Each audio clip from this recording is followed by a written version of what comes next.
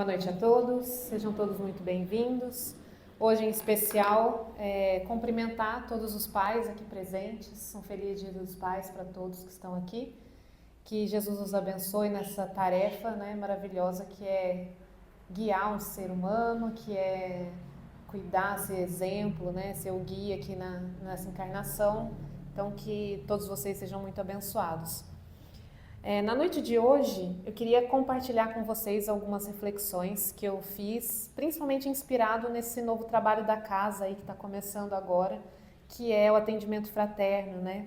O quanto as pessoas às vezes vêm em busca da casa espírita, buscando um consolo, uma explicação, um esclarecimento, uma orientação.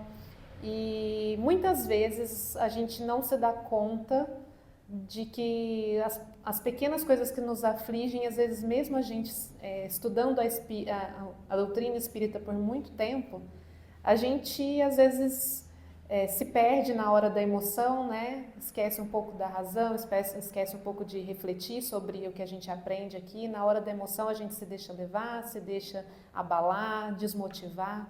Então a ideia de hoje é a gente refletir um pouquinho sobre o propósito, né, que é a doutrina espírita, nesse sentido de nos consolar, nos guiar e nos dar uma direção mais assertiva para a nossa vida aqui na Terra.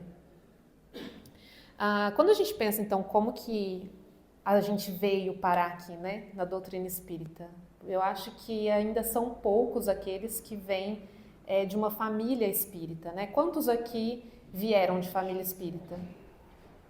A gente vê que é pouquíssimos. A maioria, acredito que tenha vindo de outras crenças religiosas. Tem alguém que está conhecendo a doutrina faz pouco tempo, que está começando, ou é a primeira vez que está vindo? Não? O que a gente pensa quando fui buscar, né? Quais são os principais elementos que fazem a gente buscar a doutrina se a gente já não nasceu dentro de uma família espírita, né? A busca primeiramente por consolação, então o que é muito comum, a perda de entes queridos, né? Então vem buscar ou uma mensagem, ou um esclarecimento, ou um porquê de ter acontecido aquilo, então vem buscar um conforto. Por problemas pessoais, emocionais, passando por uma dificuldade, que é um conselho, que é uma orientação, necessita de um esclarecimento. Muitas vezes até mesmo pelo desejo de evolução, às vezes uma busca por respostas, uma busca por conhecimento e autoconhecimento também, né? Se autoavaliar, avaliar os seus comportamentos, a sua moral. Muitas vezes também porque começa a se despertar alguns indícios aí de mediunidade, algumas coisas que às vezes não sabe compreender muito bem e como controlar, e aí necessita de estudo, de esclarecimento, então busca a casa espírita. E muitas vezes, às vezes porque tem um colega que vai, vamos lá, vamos conhecer a casa espírita, vamos lá para você ver como é legal, é bacana, vamos participar com a gente. Então às vezes vem porque alguém chamou, alguém indicou, alguém convidou. Mas o enfoque hoje, eu acho que são esses dois primeiros aqui, né? A busca por consolação e a busca por aconselhamento. Eu acho que é o que, mesmo quem já está na doutrina há muito tempo, que estuda, a gente às vezes necessita de um amparo um pouco maior, né? De realmente buscar alguém para trocar uma ideia, para conversar, para dialogar, para ter uma troca, né? Então, a gente fala muito, né, dessa doutrina consoladora e a gente acredita, sim, baseado inclusive que está no livro, no Evangelho, no livro dos Espíritos e no Céu e Inferno, que fala que a doutrina é o Consolador prometido por Jesus, né? Se a gente pegar o Evangelho de João, tem dois trechos aí que eu destaquei que fala, né, que Jesus havia prometido um Consolador, né? Então, falava que a fim de que esteja sempre convosco o Espírito da Verdade, que o mundo não pode receber agora porque não o vê e nem o conhece. Então ainda não tinha capacidade de esclarecer tudo que era necessário. A população da época, o povo da época com os costumes, com o conhecimento, ainda não tinha a capacidade moral e intelectual para receber várias informações. Então ele dizia que mais para frente vai vir um Consolador para continuar esses ensinamentos, para relembrar o que o Cristo nos ensinou. Então a doutrina ela não vem para negar nada, né? Ela vem reforçar e relembrar esses conhecimentos.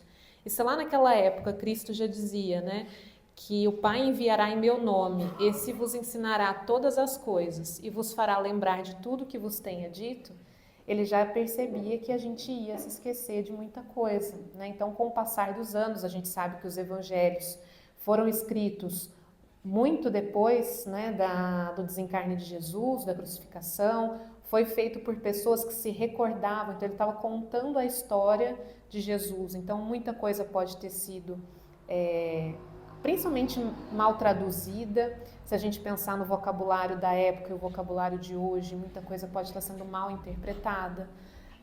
Houve muita distorção por interesses políticos, econômicos, do que foi o cristianismo primitivo, do que é agora. Então, muita coisa se perdeu do que é realmente os ensinamentos de Jesus. Então, ele já havia prometido naquela época um consolador. Então, vem a doutrina espírita e nos traz tantos esclarecimentos, nos revive tantas coisas. E a gente tem, nesse trecho do capítulo 6º do Evangelho segundo o Espiritismo, e eu destaquei algumas coisas, né?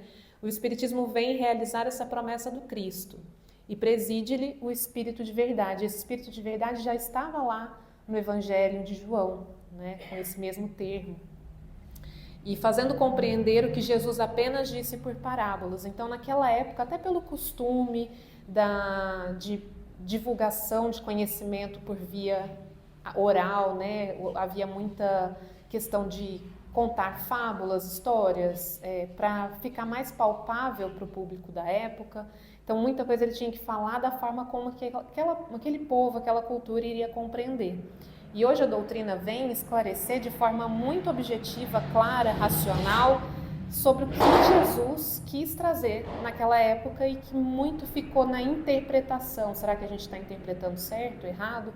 E hoje veio tirar o véu aí para deixar mais claro e transparente para todos, através da razão, poder compreender os ensinamentos de Jesus.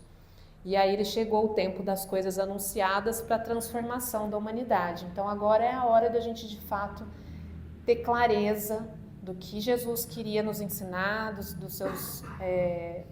suas passagens, e a gente ter mais condição de ter fé raciocinada para trabalhar o nosso processo evolutivo. Então a gente já vê aí que de fato a doutrina vem colaborar com o progresso desses ensinamentos de Jesus aí no planeta Terra. E aí, com essa ideia de que a doutrina ela tem esse papel consolador, de nos auxiliar no nosso processo evolutivo, de nos auxiliar nessa etapa em que nós estamos encarnados, eu acredito que tem 4 pontos e que eu vou destacar aqui, que para mim é o eixo principal, como se fossem os pés de uma cadeira que sustenta aí uma mesa, por exemplo. São os pilares que eu acho que é o que reforça essa ideia da doutrina consoladora, da gente compreender melhor quem nós somos, porque estamos aqui, para onde nós vamos. O primeiro delas é a definição que o Livro dos Espíritos nos traz a respeito de Deus. Essa definição, né, se a gente pensar como era visto, né, primeiro, antes havia o politeísmo, depois veio o monoteísmo com os judeus, mas ainda assim havia uma crença em um Deus punitivo, em um Deus que você tinha que barganhar, em um Deus que você tinha que negociar para ter as bênçãos. E aqui na doutrina ele volta a esclarecer essa ideia de que Deus é a inteligência suprema, causa primária de todas as coisas, eterno, imutável, imaterial. Mas acho que o que, para mim, a gente ainda tem muita dificuldade de compreender por conta dessas tradições que a gente vem arraizando aí, até de forma inconsciente, talvez muitas vezes trazido no nosso inconsciente por conta das nossas várias encarnações lá atrás. Nós somos um espírito que estamos voltando aqui várias e várias vezes, então o que a gente não está trazendo arraigado no nosso inconsciente e que ainda nos dificulta entender esse Deus justo e bom. Eu acho que isso, nós espíritas ainda também temos essa dificuldade de compreender que Deus é amor e não um Deus punitivo. Então, se a gente for realmente sincero com nós mesmos, qual que é a visão que a gente tem a respeito de Deus? É esse Deus que vai castigar, que vai punir, que se a gente cometer um erro nós estamos pecando? ou é um Deus amoroso, justo e bom? Inteligência suprema que governa todas as leis da natureza. Eu acho que a gente lá no fundo, e eu falo isso por mim, tá? Muitas vezes, em várias situações da nossa vida, a gente ainda se pega com essa ideia de punição, de erro, de pecado, muito por conta da nossa cultura, de onde a gente vive, das pessoas que nos rodeiam e de várias experiências que nós vivemos enquanto sociedade. Então a gente precisa pensar nisso, né? Se Deus é justo e bom, nada do que nos acontece aqui tem um sentido de que façamos nós sofrermos de forma negligente, né? Então não tem essa ideia de sofrimento eterno, de punição, de alguém que está pagando pelos seus pecados. Existe outra ideia que vai trazer para a gente uma noção mais concreta e talvez que dê base para a gente fortalecer as nossas ações e as nossas atitudes. Quando a gente pega então o livro dos Espíritos, eles têm a seguinte pergunta: Deus tem a necessidade de se ocupar de cada um de nossos atos para nos recompensar ou punir? Então Deus está olhando cada um de nós e fala: você errou aqui, ó, vou te punir por conta disso. Você errou aqui, então você vai ser punido também. Deus está olhando e punindo cada um de nós? Essa é a ideia de um Deus punitivo? E aí ele fala: a maioria desses atos não são para eles insignificantes? E a resposta que os Espíritos nos dão é: Deus tem as suas leis, que regulam todas as vossas ações. Então Deus é a inteligência suprema, criador do universo. Então Ele criou todas as leis do universo. Então nós estamos sob a influência dessas leis. E aí reparem a palavra que eles regulam as vossas leis, e não que regulam as nossas ações, e não determinam as nossas ações. É igual às leis de trânsito. Existem as leis de trânsito que regulam. Então, se tem um sinal vermelho para parar, se tem um sinal verde para seguir, se tem limite de velocidade, a gente precisa respeitar. Mas alguém pode avançar o sinal vermelho? Pode. Ele vai estar infringindo uma lei de trânsito, que vai ter que arcar com as consequências desse risco que ele está assumindo. Então, ele pode dirigir acima da velocidade permitida? Pode, mas ele vai estar infringindo uma lei. Então, as nossas ações, elas no universo, elas estão sob uma lei, que é uma lei universal criada por Deus. Se a violardes, então se a gente violar as leis divinas, a culpa é nossa. Sem dúvida, quando o homem comete um excesso, Deus não pronuncia um julgamento contra ele para lhe dizer, por exemplo, foste guloso, vou te punir. Então tá comendo demais, vou te punir por isso. Não tem esse posicionamento de Deus estar olhando para cada um de nós e apontando esse dedo, né? Mas a partir do momento que, se nós não cuidarmos do nosso corpo e estamos comendo em excesso, existe uma lei natural que rege o funcionamento do nosso organismo, do estômago, do intestino, da corrente sanguínea, do coração, e que se a gente excede isso, a gente vai estar danificando uma máquina. Então, a gente vai acabar com as consequências dessas nossas atitudes. Mas ele traçou um limite: as doenças e frequentemente a morte são as consequências dos excessos. Eis a punição. Então o que a gente encara como essa punição de Deus, na verdade é o fato da gente não estar respeitando as leis da natureza. Então é lei de ação e reação. Ela é o resultado da infração de leis. Então não é Deus que está punindo. Deus criou as leis, elas existem, regem todo o universo, não só o planeta Terra. E nós, se não seguirmos essas leis, se não cumprirmos com essas leis, nós vamos sofrer as consequências dela. Isso vale em qualquer situação da sociedade, mesmo para as nossas leis aqui humanas, né, terrenas, funciona da mesma forma.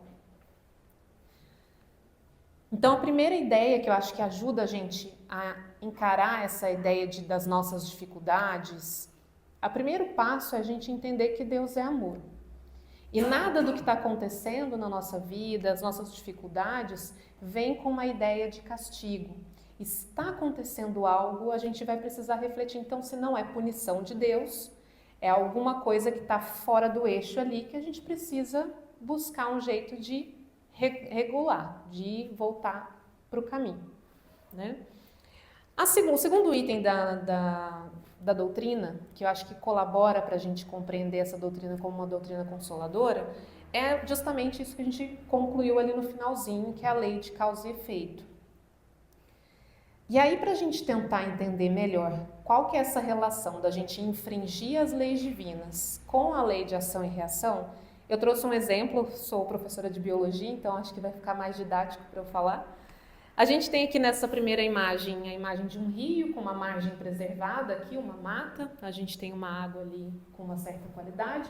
Vamos supor que ao redor desse rio tem uma comunidade, tem uma população que vive ali, montou uma vila, um vilarejo, e aí por alguma escolha ali, vamos supor que essa civilização resolveu desmatar toda a margem do rio ali, retirar boa parte da vegetação.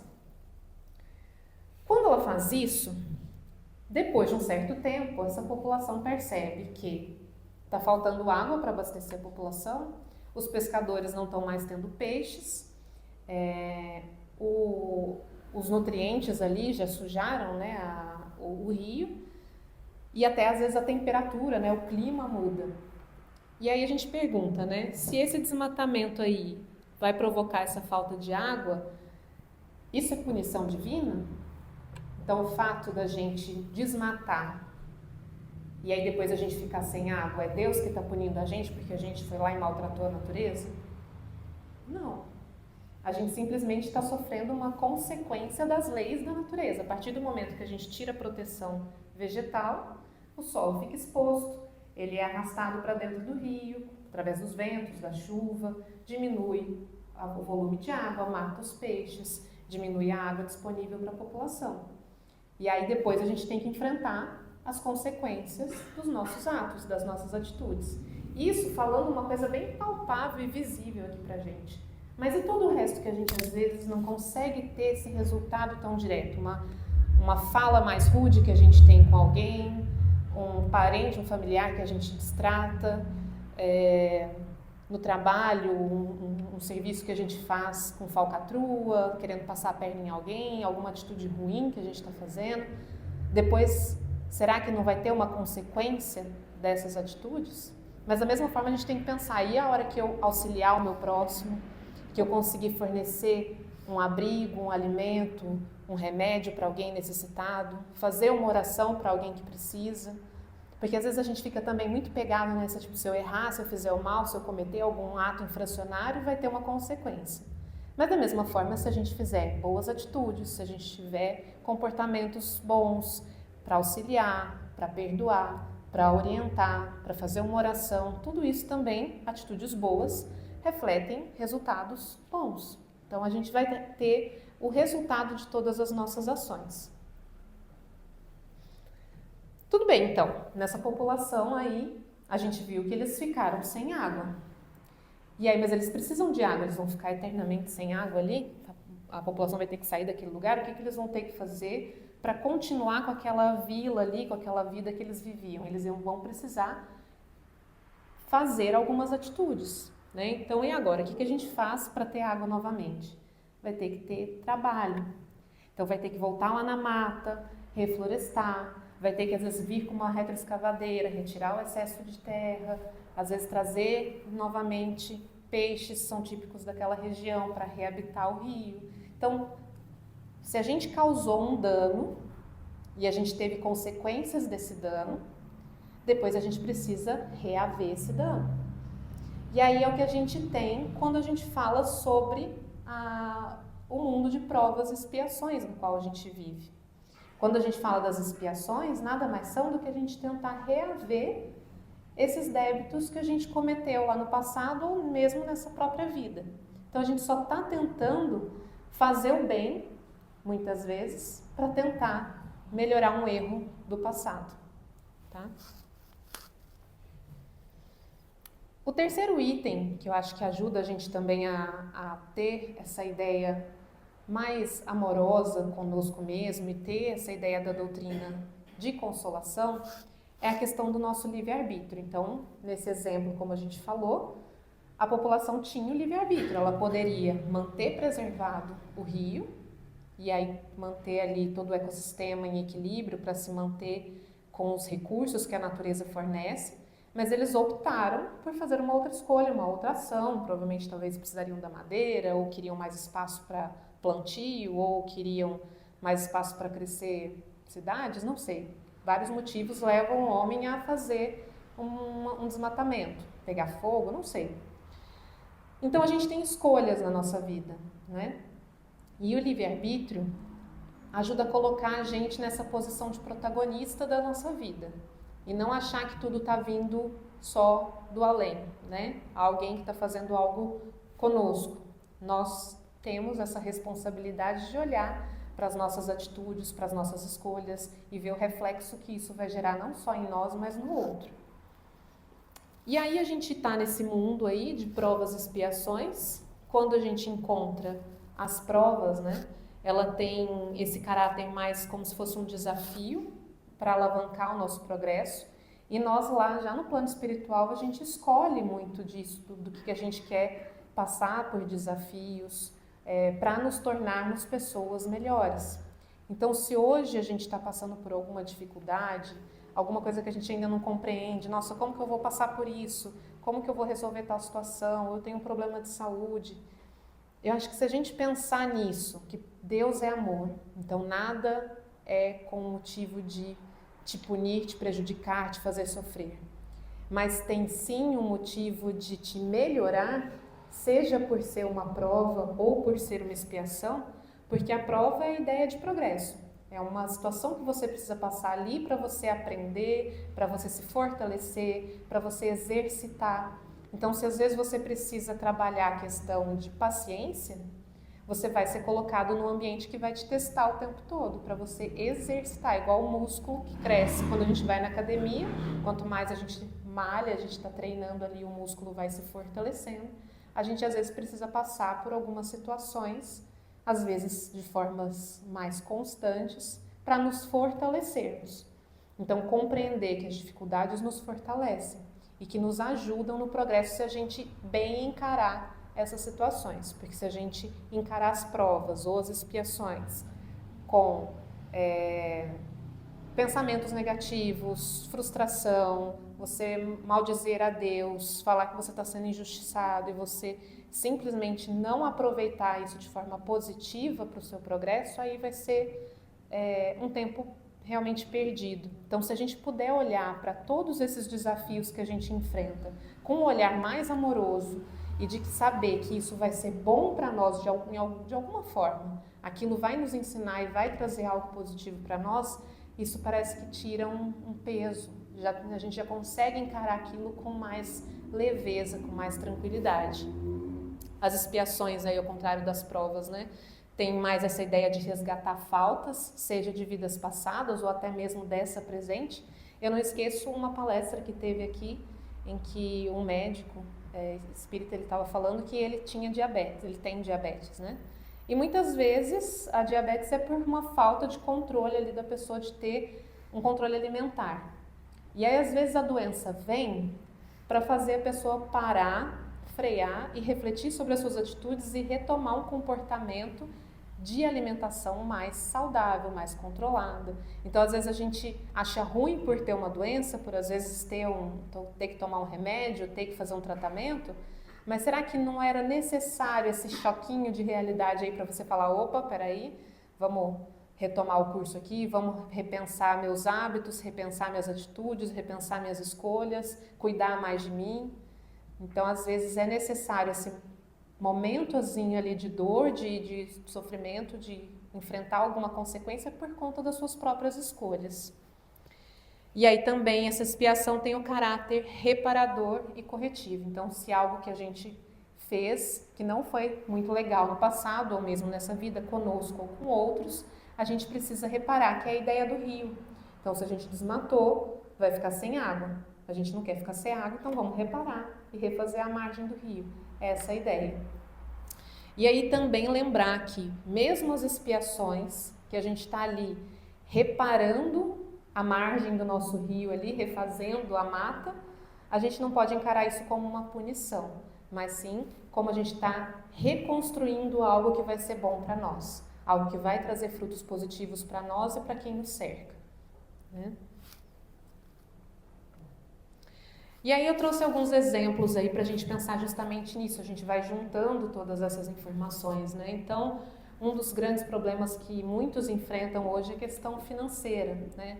E aí a gente às vezes se revolta ou se entra em desespero, tem crises aí por N questões pela falta do recurso material.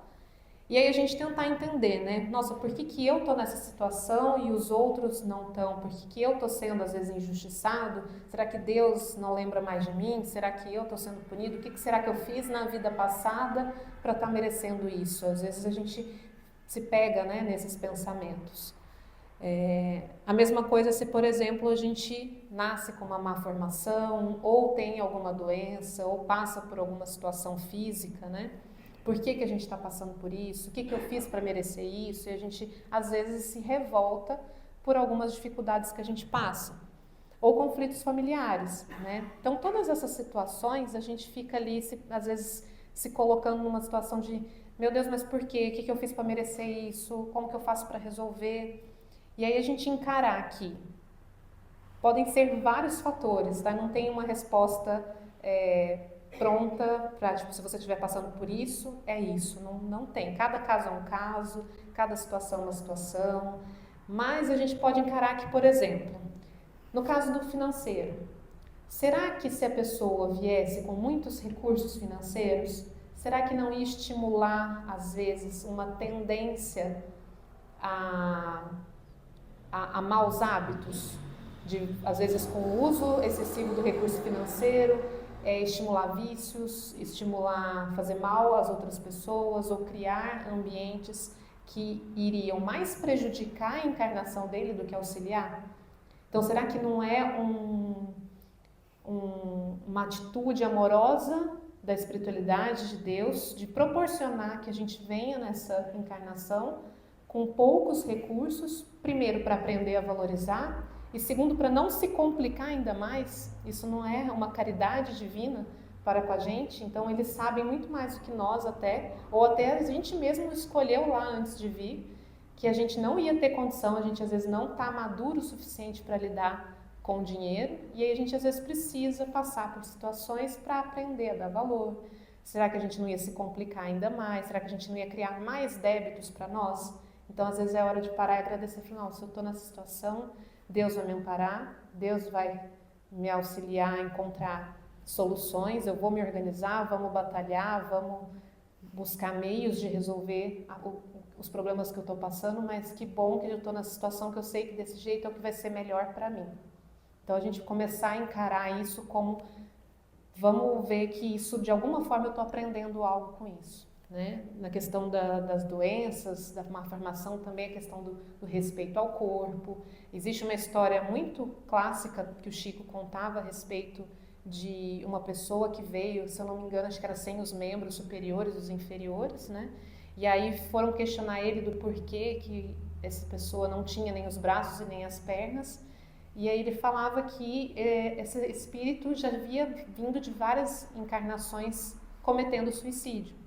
E que se ele viesse novamente, ele cometeria novamente, ele tiraria a própria vida de novo. Então, vir sem os membros é um benefício para ele, para que ele pelo menos consiga passar uma encarnação sem cometer o suicídio, para depois ele poder retomar o curso do seu progresso. Então, às vezes, as dificuldades que a gente passa é pelo nosso próprio bem. E a gente encarar isso com esse olhar, com que Deus está nos abençoando o tempo todo. Afinal, o que eu disse lá no começo, Deus é amor supremo, né? E justiça. Então, nada acontece sem um porquê. Nos conflitos familiares, a mesma coisa. Se a gente tem uma pessoa que a gente não se dá bem, que a gente não consegue conviver, que a gente não consegue ter paciência, não consegue dialogar, muitas vezes é porque a gente precisa, às vezes, de outras experiências.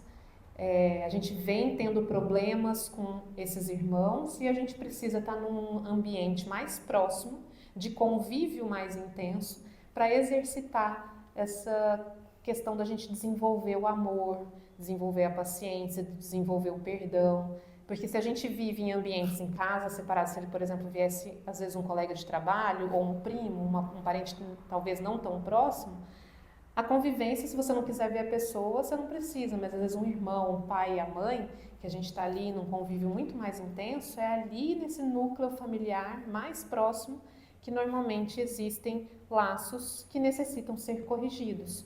Ou, muitas vezes, espíritos que estão mais necessitados de amparo, de auxílio, de orientação, que às vezes pode não ter nenhum vínculo familiar com aquele grupo, mas ele vem com aquele objetivo de ser orientado, de ser colocado num núcleo familiar que possa fazê-lo progredir. Então é uma caridade que o núcleo familiar está fazendo para aquele espírito, que às vezes pode ser um pouco mais diferente dos demais. E aí, fazendo toda essa reflexão de que não há um porquê, não há tudo que acontece conosco existe um porquê, né? Nada acontece por acaso. Mas eu tenho também um certo receio e um comodismo nosso de achar assim, por exemplo, ver que uma pessoa está passando por uma dificuldade. E aí ele falou, nossa, o que será que ele fez na outra vida para estar merecendo isso? Nossa, ele tem que passar por isso mesmo para sofrer, para recuperar logo o que ele cometeu aí. Então deixa ele passar por essas dificuldades, porque, né, quanto mais ele sofrer, mais ele espia e vai ser bom para ele. E a gente tem que ter que tomar cuidado com esses pensamentos, né? Não, nem só tanto para o outro, quem está do nosso lado, mas também para nós. Então, eu estou passando por uma dificuldade financeira, então vou cruzar os braços, não tem jeito mesmo, vou ter que passar por isso, então vamos deixar rolar. Não é isso que Deus quer de nós, não é isso que a gente está aqui para trabalho, para progresso. Então, é a gente encarar as nossas dificuldades com um olhar mais amoroso, mas principalmente lutar para melhorar aquilo, porque nenhum de nós sabemos até onde vai a dor nossa e do próximo, até onde vai o sofrimento, até onde vai a dificuldade. Às vezes, nós temos que nos esforçar, vamos pensar aí numa questão da questão financeira. Se a gente se acomoda, cruza os braços e não corre atrás, não faz a nossa parte, não tenta estudar, não tenta fazer uma atividade diferente, buscar informação, buscar ajuda, às vezes é esse o exercício que a gente precisa desenvolver dentro de nós. É a gente ter um desenvolvimento de uma proatividade, de uma humildade, de querer correr atrás, de querer se melhorar. Às vezes é isso que você precisa desenvolver e não se acomodar. Se alguém está passando por uma dificuldade na família ou de saúde, será que você não está sendo colocado como ferramenta de auxílio do próximo para minimizar a dor dele? Será que não tem algo que você possa fazer para auxiliá-lo a diminuir esse sofrimento? Então, o que a gente puder fazer pelo outro e por nós mesmos, apesar de todas as dificuldades, faz parte também desse progresso, dessa luta, desse aprendizado. Então, que a gente não se acomode com essa ideia de que, é para ser assim, beleza, então vamos seguir o que Deus quer, se eu tenho que sofrer, vamos sofrer.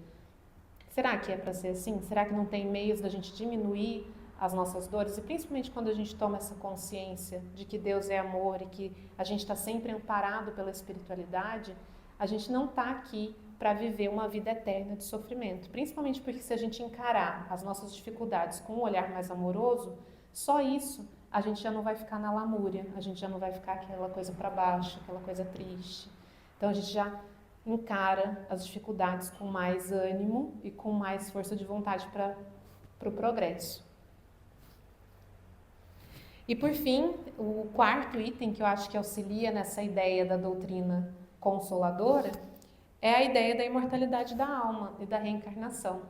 Porque se a gente não tem essa ideia, muitas coisas do que a gente sofre, do que a gente passa, a gente fica sem resposta.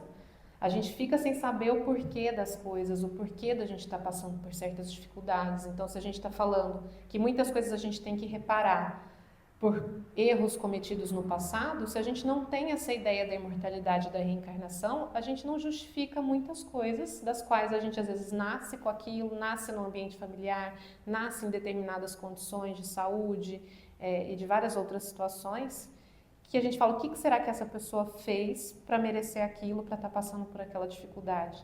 E aí essa ideia da imortalidade da alma e da reencarnação nos ajuda a ter compreensão e ter essa fé raciocinada que a gente precisa ter, né?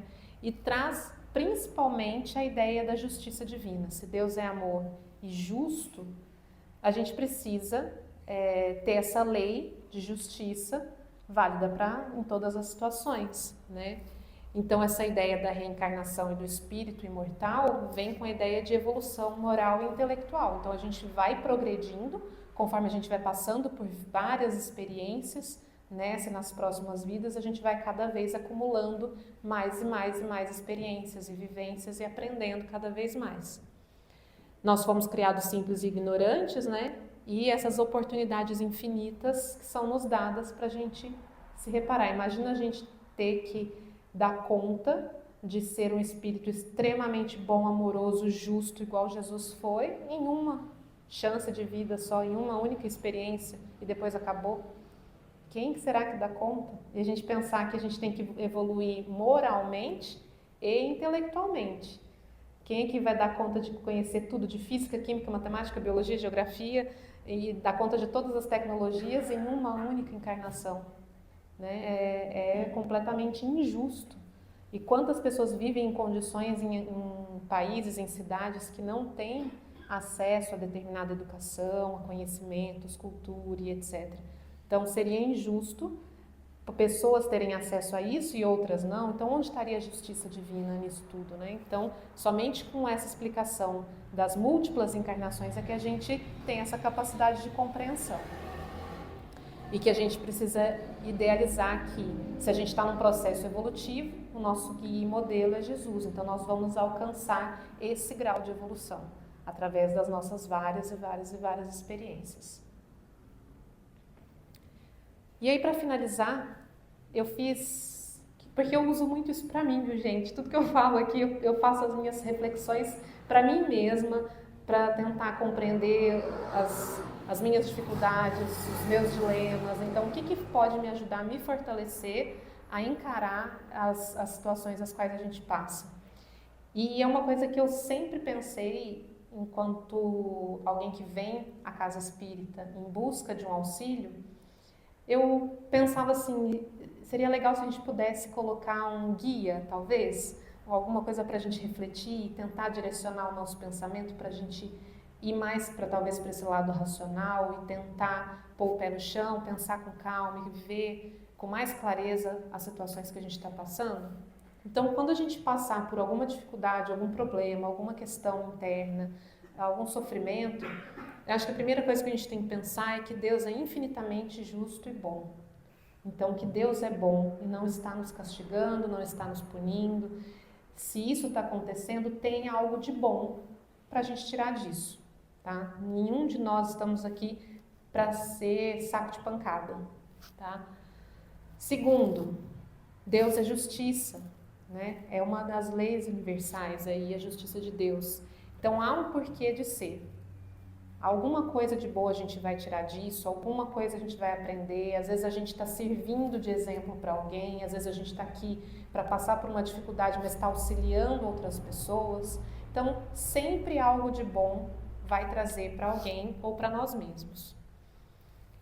Se Deus é amor, nós temos que também lembrar que a gente nunca vai estar desamparado. Por mais difícil que seja, a espiritualidade está sempre conosco. Eles vão estar sempre dispostos a nos apoiar, nos inspirar, desde que a gente também faça a nossa parte. Que se o nosso radinho estiver sintonizado no AM e a espiritualidade no FM, não vai conectar, não vai vir a inspiração, a proteção. Então, que a gente também saiba que de lá para cá eles estão muito dispostos a nos ajudar, a nos amparar. Agora a gente tem que ter um pouquinho de boa vontade de nos prepararmos para nos conectar com eles. E a gente às vezes esquece muito disso. Que a gente precisa orar e vigiar, né? Da gente buscar manter pensamentos positivos, fazer as nossas orações, fazer o culto no lar, a gente vir na casa espírita, fazer os estudos, aprender um pouco, principalmente praticar no nosso dia a dia aquilo que a gente exerce. Isso mantém com que a gente faça a gente ter um padrão vibracional mais elevado e a gente conseguir se conectar com a espiritualidade que está sempre nos apoiando. O auxílio, então, depende de nós, né, como eu falei, e aí extrair tudo que há de positivo em todas as experiências. Por mais difícil que seja, alguma coisa de bom vai trazer para nós. Eu tive uma questão, por exemplo, quando eu vim para Matão, fiquei 6 meses desempregada porque teve um problema no concurso e aquilo eu não sabia como fazer, não consegui emprego nesses 6 meses, foi uma loucura. E depois que tudo se desenvolveu e resolveu a situação, eu fui compreender que se eu não tivesse ficado 6 meses desempregada e todo o processo não tivesse acontecido, eu teria ficado 1 ano. Então, assim, às vezes a gente acha que um problemão aconteceu com a gente e poderia ter sido muito pior. Então, às vezes é Deus olhando por nós, nos ajudando, diminuindo as nossas dores, as nossas dificuldades, e a gente ainda está reclamando, né? Então, a gente pensar que sempre tem algo de bom. De alguma forma, a espiritualidade está nos auxiliando, está nos protegendo, desde que a gente também faça a nossa parte. E aí, se a gente errar? Se ainda assim a gente tropeçar, se a gente ainda assim cometer alguma coisa um ato infeliz, escorregamos, porque nós somos falíveis, né? Somos espíritos ainda em processo de evolução, temos nossas dificuldades, temos as nossas más tendências e todos nós estamos sujeitos a errar. Nem sempre a nossa fé vai estar lá mais forte de todas, às vezes a gente vai se abalar, vai se deixar levar, vai se deixar ficar triste, depressivo, deprimido e vai ficar uma vibração baixa. Todos nós estamos sujeitos a isso. E o que a gente pode fazer, né? Sempre a gente tem que primeiro pensar assim: errei, ok, fiz algo que não foi legal, mas sempre vai ter oportunidade de reparação. Seja nessa vida ou na outra, vai ter uma oportunidade de você reaver aquilo que foi feito de forma não tão legal. Mas se você puder, se for alguma coisa que a gente falou de errado, fez algo de errado para alguém, quanto antes a gente pudesse conciliar com o nosso próximo, melhor, né? A gente não atrasa tanto a nossa evolução, mas às vezes a gente ainda não consegue nessa vida, a gente pode ter certeza que Deus é amor e vai nos dar várias outras oportunidades de reaver aquilo. Então, como eu falei também, somos espíritos imperfeitos, né? E a gente precisa valorizar o esforço que a gente faz para dominar as más tendências. Muitas vezes a gente está ali lutando para controlar algum ímpeto, algum impulso, algum vício. A gente está ali se esforçando, batalhando. Às vezes passa anos tentando controlar aquela situação, mas às vezes em um momento escapou alguma coisa, fez um mal para alguém, escapou ali num vício, teve alguma dificuldade ali, tropeçou.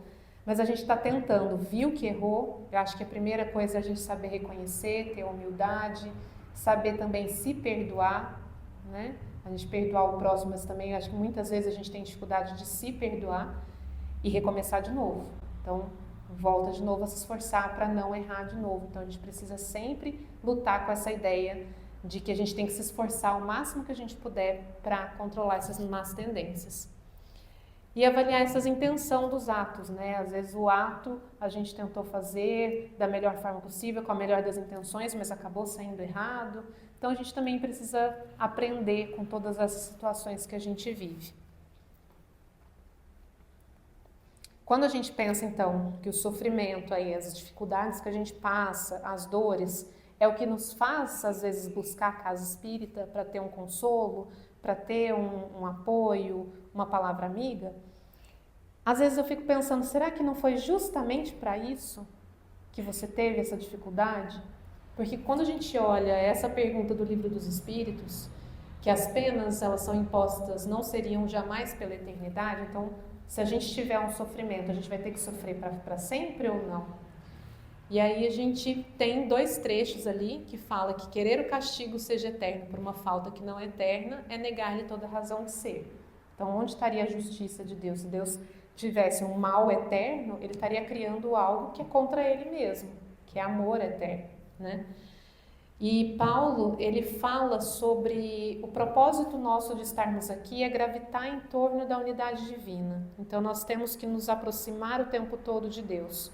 Quando a gente erra, que aí nesse trecho ele usa o termo pecado, né? Mas são as faltas cometidas, né? Eu acho que ainda esse termo pecado vem muito aí do cristianismo mais primitivo, essa ideia de punição. Então eu não gosto muito dessa palavra pecado, mas é o que está lá no livro.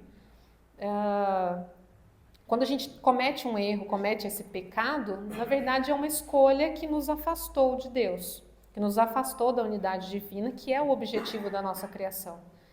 E se a gente não tem nada que faz a gente parar, opa, tô no caminho errado, preciso voltar, a gente vai continuar seguindo no caminho em direção oposta a Deus. Então, às vezes é necessário algum tipo de estímulo, alguma dor, algum sofrimento, alguma questão, para você não gostar mais de estar nesse caminho e fazer você voltar nessa direção. Então, muitas vezes as dificuldades fazem a gente se aproximar mais da religiosidade, mais de Deus e querer buscar um auxílio, um apoio.